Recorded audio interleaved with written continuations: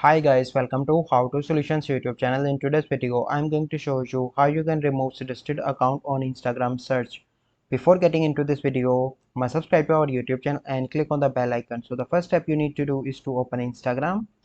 Once you open Instagram, you simply need to click on the search, and here you need to search for any account. So let me search for a random account here, and then you need to click on follow, and here you can see suggested accounts. As you can see that, click on see all.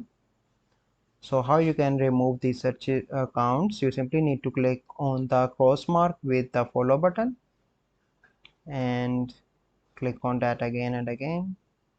So you can see that now all suggested accounts removed. So this is the process by which you can remove suggested account from Instagram search. I hope you find this video helpful.